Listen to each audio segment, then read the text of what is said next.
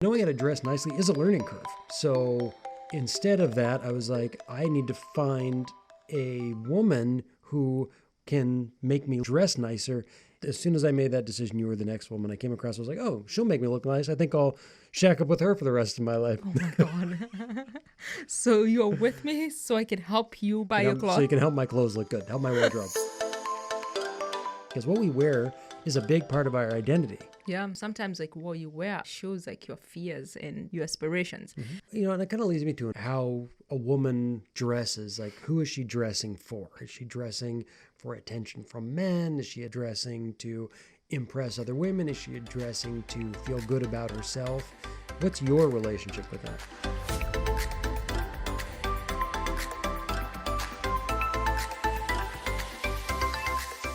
Hello and welcome to this week's episode of the Interracial Couple Podcast. Where it's not all black and white. My name is Cera. I'm black. I'm Matthew. I'm white. And this week we are diving right into an issue that comes up at a certain stage in relationships.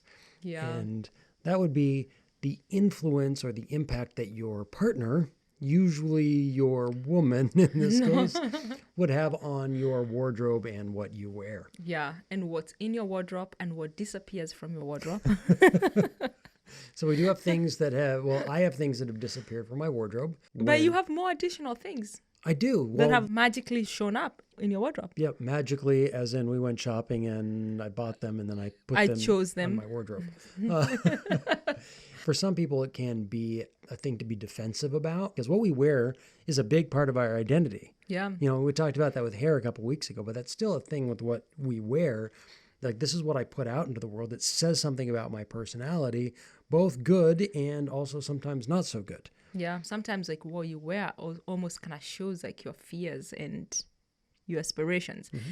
But then let's go back into our relationship and how we've changed in the way we dress.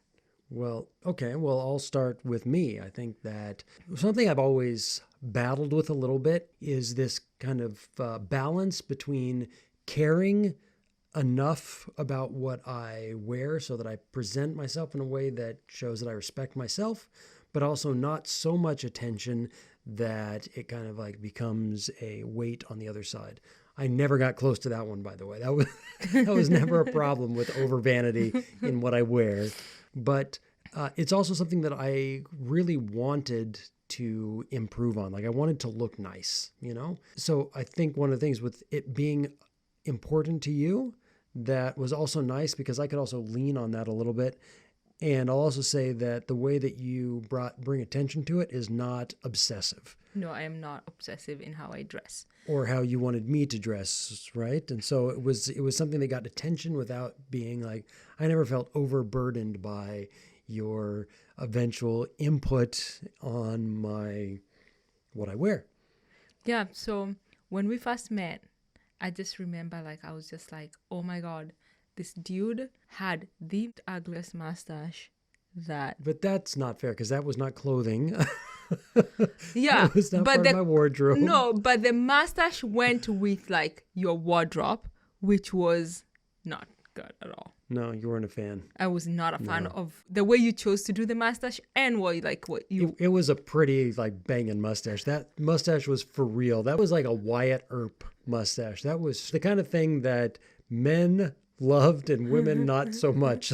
Even right before I did shave it off for the woman that I love.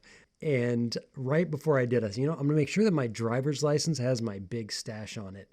And almost everywhere we went for the 3 or 4 weeks before, after we started dating and before I shaved my mustache, always got a compliment. In fact, the first time we went out for drinks, we were sitting at the bar and this guy kind of bumped me a little bit when he was getting up and he was like, "Oh, sorry, man." "Oh, dude, nice stash." I know. I was like, don't encourage him.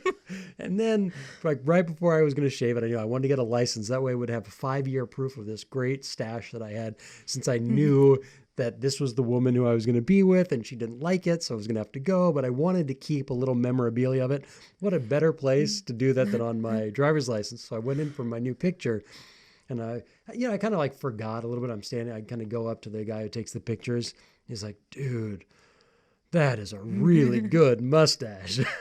I'll be like, well, thank you. I'm going to appreciate all these compliments from men. The guys loved it. I was just like, no. But no, I was glad that I wasn't the only woman who didn't like it. No, you weren't the only woman who didn't like it. But there were women who liked it. I just chose, of all the women I could have chosen, I chose the one who did not like my mustache. So I'm glad I'm not dealing with a mustache anymore. But I actually do like the way now you dress, The way I dress my face. No, I always liked your face. Oh. That was never an issue. I love you. Oh. But the way you also dressed in the beginning, remember the shoes? The shoes were a problem. That was my biggest problem was my shoes. Because actually when I like moved into my own place finally, and I was like setting up my life the way I wanted to, I made my house really nice. Your apartment was really nice. It was clean. It wasn't like clean. It was very clean. It was minimalist. Yeah. But I had everything I needed. It was an aesthetic that I really liked. And I was kind of getting around to what I was going to wear, but I had decided that I actually even thought, working in the film industry, I have, friends who are costume designers and costumers and stuff. And I was actually going to, right before we met, I was thinking, I think I'm just going to ask my friend Brittany, who's a fantastic costume designer, can we go shopping together? Or can I just pay you to go to the store, get things you think will look good on me, and then I will try them on. Whatever I don't like, I'll just bring back. Because that's what we do when we're making a movie, right? Just she'll go and she'll get a ton of costumes and wardrobe, and she goes all over the place, and you buy them, and then you try them on your actors, you see what works, show it to the director, all that kind of stuff. You kind of get a feel. And so I was like, I need to do that for me, because every time I go in, it's not only what you have on its own, but how is it going to look on you? How does it match with other things that you wear?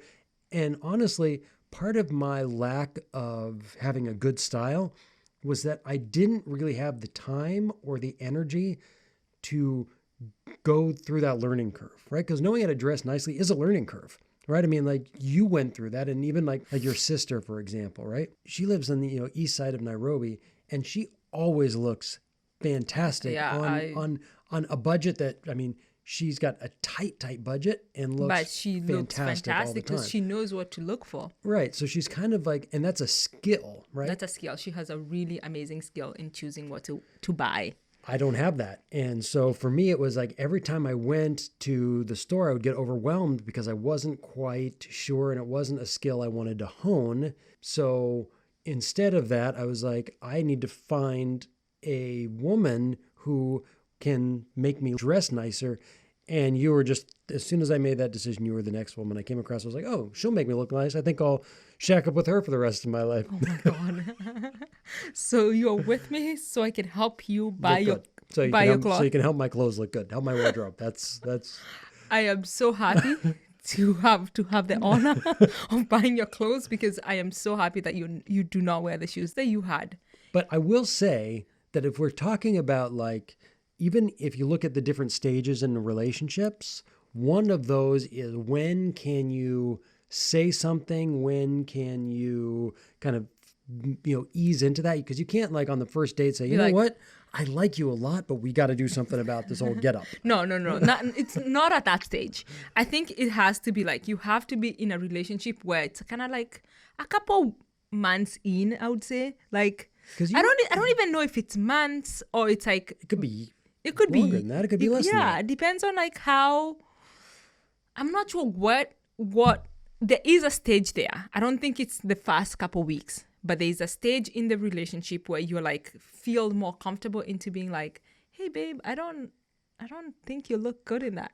So we actually, or no, that's the opposite. Actually, it's not. I don't think you look good in that, which is actually what you did. We just had enough of a good rapport early on that we could do this. I think one of the things that comes up in a healthy relationship is how do you balance the, not controlling but helping.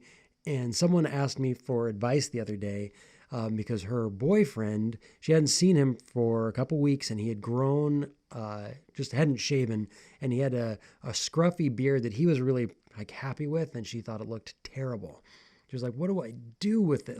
He's so proud of it. I don't want to say anything, but I need to say something because it looks terrible and it's embarrassing. And I was like, rather than saying you don't like it, you say what you do like. Say, you know what? I love it when you've got like a really like clean shaven, like close beard, or like a well-trimmed beard. Then you say what you like instead of what you don't like, and that can be a whole lot more beneficial. I know. And so the next time we saw them was like, she was like, he did. Like, I'm so happy. It looks so good on him. Like, and I was like, keep saying how much you like it. Right. You know? And so even with because it's true, like not even keep saying it, but it's true. Like she just likes it, short. Yeah. She's more in love, it's more exciting. Good, yeah. And so like even with my shoes, I don't think you now. Okay.